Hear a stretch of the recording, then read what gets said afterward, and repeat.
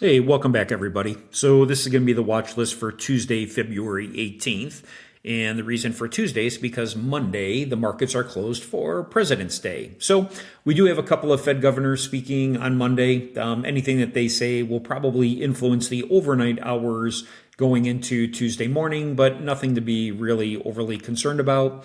News that I do want to be cognizant of on Tuesday is going to be the Home Builder Confidence Index. Would love to get their perspective on how they think the tariffs on some of the other countries as they get imposed is going to impact the overall cost of materials.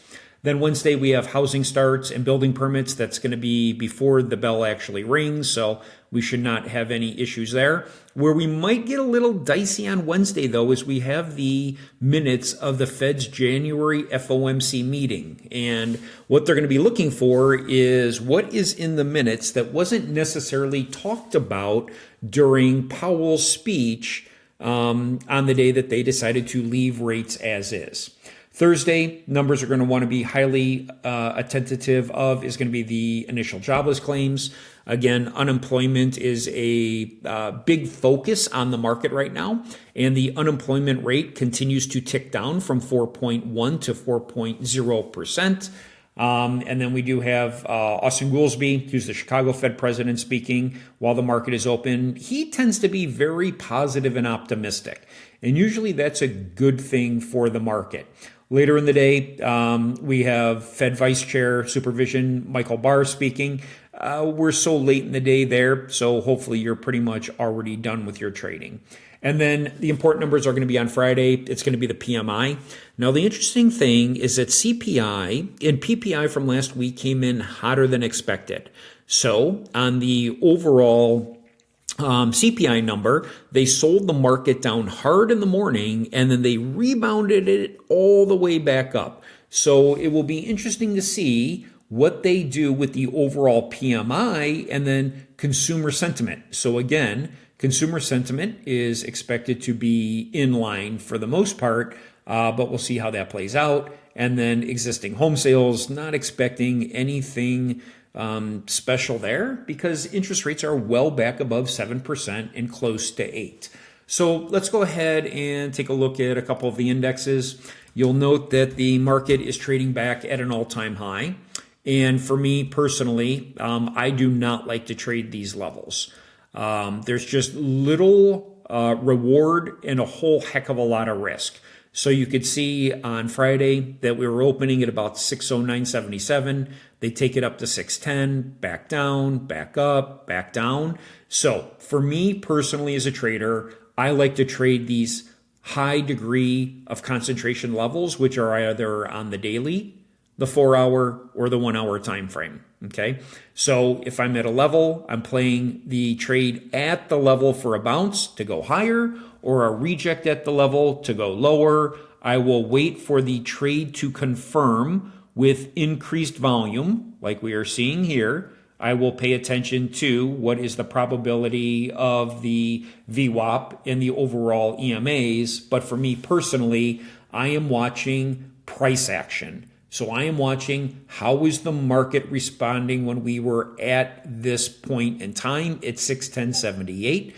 Do we have strength? Do we have weakness? And if I'm trading SPY, I'm also watching QQQ. So I am using Confluence Trading and making sure that I am fully aware of where the entire market is and not just trading in a vacuum. Now, if you take a look at the Qs, I really didn't have anything,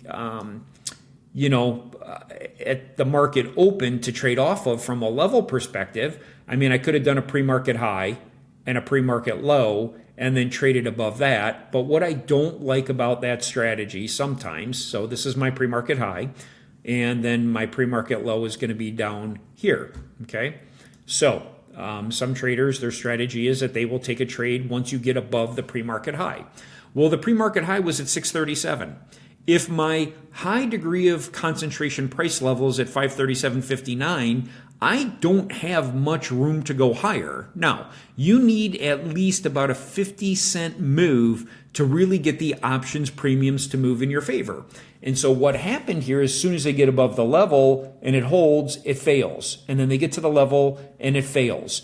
and you're just constantly going back and forth. So again, when you're trading at all-time highs, nobody wants to be left holding the bag.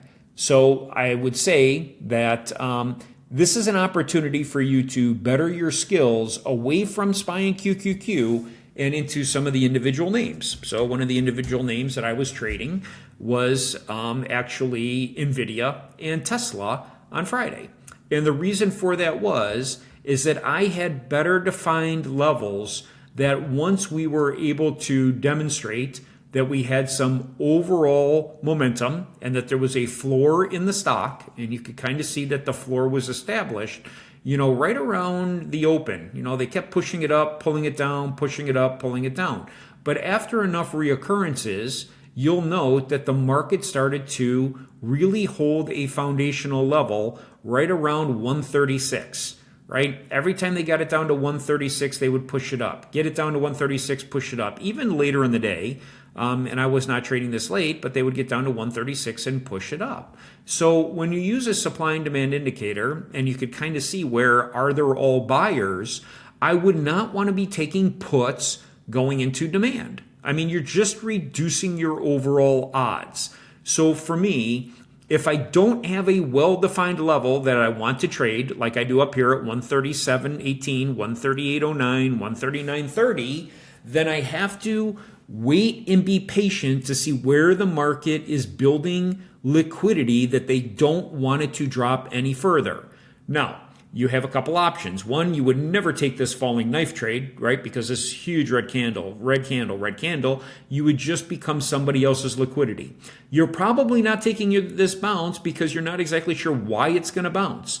But after it does it a second time and it does it a third time, you will have a fair degree of confidence that you could get into the trade and then you would stop out on a candle close below your liquid level, okay, where liquidity is at.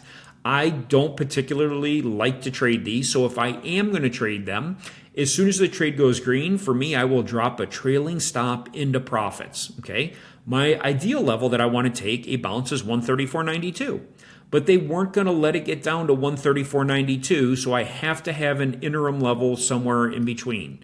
Now, next week with NVIDIA, I expect that this is probably going to run higher into the gap fill. So this is a daily gap fill that exists to the upside, and I would love to see us pull back to 138.09, right? Pull back to here, and then head to 139, get above into the gap, and head higher. So I would expect it to look hopefully something like this, where we push up to the gap, we come down, get some momentum into the gap, retest the base, and head higher. So NVIDIA will be one that I will keep on my watch list as a high degree of probability for next week to trade. Now, another one that I would also want to watch that I think has a ton of potential is going to be AMD. AMD after earnings had a huge sell-off to the downside. Now, mind you, we are right at my level of 112.80. So I feel good that if we pull back to 112.80 and this one starts to get some momentum, that my first price target would be 114.48. Do I think we're going lower on this one? Probably not. I mean, it is possible, but you'll note on a higher 1 hour time frame, we are definitely trending higher, right? We have a high, a low, a higher low, a higher high, a higher low. We have a higher high, not by much, but we also have a higher low. So the market is trending up. So I like this trade if we can hold this 112.80 to then go back up to these prior candlestick highs. Now, if we fall below it, do I want to short it? Not really. Why? Because look at the wicks on these candles. As soon as it gets down into a buy zone, they are wicking it right back up. So your best bet is not to take puts unless we get all the way up here at 114.48 for possibly a third reject. But I would rather wait for us to fail this level, let them come back above it, hold it, and then go long. Okay. I also said I traded Tesla. Tesla was also at some really good defined levels for me that I really liked. So Tesla, again, on Friday, lost a lot of momentum on the open. I personally do not like to short Tesla. And the reason for that is primarily because they will turn this stock in a moment's notice without even thinking twice. So if it starts to get a bid, it just catches fire and it moves to the upside. So again, on this one, what I'd like to see is we were rejecting on the pre-market. Let it come down. Now, we did not get all the way to my level of 346.67, but we did get a really good buying wick. And then you just have to be patient. And what you will note is on Friday, they did not want to push it any lower. And then as I'm watching also QQQ, I got in a really good bounce right about here at 8 o'clock in the morning to then take this. It was in the buy zone, which you can't see because it's already been filled, but it created a new buy zone, which is why it's heading higher. But I got a really good buy right here on this candle wick where the market was then turning back up. Okay, and then Tesla premiums move super fast. So if you catch a small degree of move like this, the contracts will actually move exponentially. Now, if you're on the wrong side of the trade, they will deteriorate quite quickly. A couple other ones that I think are worth watching, and these are all based on some news events that came out last week with Warren Buffett repositioning his portfolio. So one that he took a fairly active position size in, let me go ahead and line this for you, is going to be Domino's Pizza. So I think this one has some really good potential to the upside. You will note that it is in a channel moving higher. Now, this is going to be purely a news event, right? That Warren is buying into the overall business model, and he's been, shifting out some of his overall assets. So this one right now, it was closing at 480. I'd love to see us just push right back down into demand here and to take us higher. Obviously, this is a very low time frame of a 45 and a 30 minute that are overlapping. I know it's hard to see, but once we get above this, you have a pretty clear runway, even on a daily time frame basis, to go significantly higher. Okay. So this one, kind of keep an eye on it. And I think that, let's go ahead and where would be a good level I want to watch is pretty much right where we're at. So I'm going to switch this to yellow. You'll see here on a daily time frame that we're pretty much right at the level. But let's go down to a 5 minute. And let me expand this. I'll show you what I'm watching. So here we go. We have a really good, solid set of buyers here on a 1 hour, a 4 hour, and a 30 minute. But if we can get a pullback to this pivot reject where it was rejecting,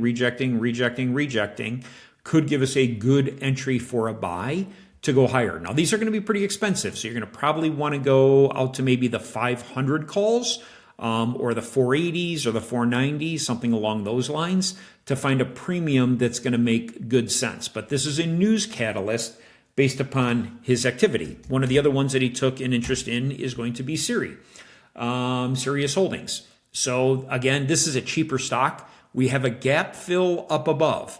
So this is another one where I would like to see us pull back into demand on the market open, somewhere right around here around 26.74.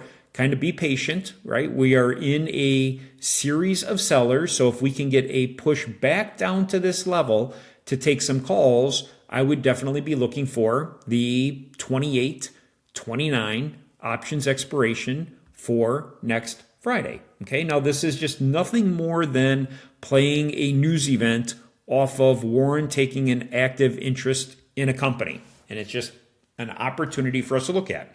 The other one that he took an interest in was Constellation Brands. You can see this one gapped up huge on the news of him taking it. We do have a daily gap fill up above. So this is another one that I would love to watch and see, does it pull back, and looking for some 180 calls. Now, we do have some resistance up above, but that gap fill will act as a magnet to the upside. Okay, and I know it looks like it's a long way off on the charts, but then we also have a gap fill all the way up here at 200. I mean, so this stock, at one point in time was trading at almost $275 a share. So huge drop to the downside. On a daily basis, we are in a good level of overall buyers, and that could also present some opportunity going forward. Now, they also have earnings coming out on April 3rd. So will that again yet be another catalyst to get some people to step in this before earnings? And then one of the other ones that he sold off and took his entire position out of was Ulta Beauty. So now this is another great opportunity for you to consider, do you short this thing? Now here's going to be the hard part with this, is we are in a monthly demand, a 4-hour demand, and a 3-hour demand. So we are using the catalyst in the news of Warren taking off his position, right? And if we drop below 356.02, I'd love to see us short this into 331. Now mind you, when you are looking at this with the overall buyers, you will note we are not in an uptrend. This has been trending down. We might get a bounce here at 356.02, but what I would love to see is, because this is a monthly overall demand that's very strong, look what's below. 30-minute, 45-minute, 30-minute, we get about a 3-hour down here. If you get below the 356.02, I think that will create some weakness that will at least allow it to start to drop back down to the 331. Now, mind you, let's watch the 356.02, see what the overall sentiment is. What does the price action look like? But could this be yet another catalyst to get some more downside movement? Overall, keep an eye. The Mag 7 have been just kind of not doing much recently. They're just kind of churning on an overall basis. Struggling with Apple here this morning. But you can see Apple, again, back to all-time highs. This one, I would look for an opportunity if we can get above 246.03 to go back up to 253. I don't know if they'll be able to do it, but we would want to definitely keep an eye on this. This is also going to be much harder to trade, right? Because you are in just this consolidation phase. So when you're seeing this where you have buyers and sellers on top of one another, it doesn't create a great opportunity. Let's take a look at Amazon. Amazon is another one that if we can get, again, yet back above 228.76, which has been a decent level for it to hold. Again, if you break below it, I don't know that I would want to necessarily go short. I would have a personal preference to wait to get above it to actually go long. I do not like shorting into where there is a high concentration of buyers. It just makes it so much more difficult for you to get the return, risk to return reward that you're really looking for, versus if you could get it back above the level and go back into 230. So that's Apple, that's Amazon. Google has been, kind of dicey and choppy as well.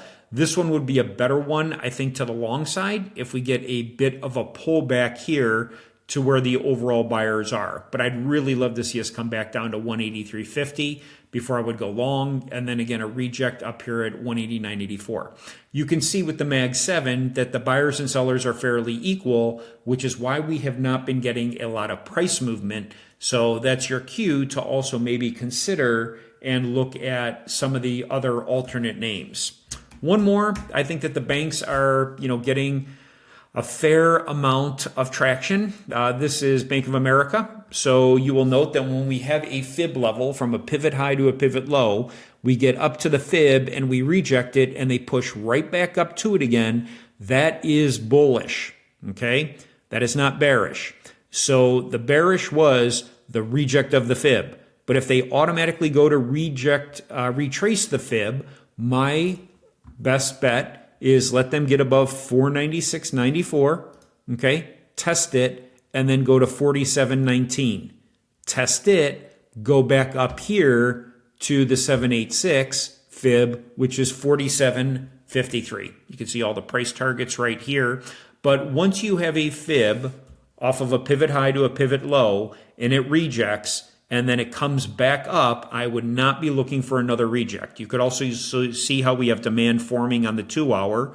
We have some 1-hour sellers here, but if you get above these 1-hour sellers, there's really nothing stopping you until you get up here. So I do like the banks for further continuation to the upside. So that's kind of how I like to look at the market, and the style of trading that I like is definitely price levels daily, 4 hour, 1 hour. Sit and wait for the stock to come to your price level. How does the stock respond? And then go from there. If you're trading between price levels, like we are here on Bank of America, then a great example is I have a price level all the way up here at 47.97. There's probably one all the way down here at 44.46.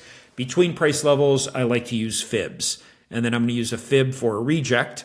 But then if it rejects and comes back right back up to the fib and gets beyond the 50, then we typically go to the 618. We recover that. We typically are going to the 786. So that's how you could use a fib for a reject to say, once it's done, does it then turn to bullish momentum? So with that, hopefully that helps. And if there's anything I could ever answer, feel free to reach out, and trade safe, everybody. Have a great week.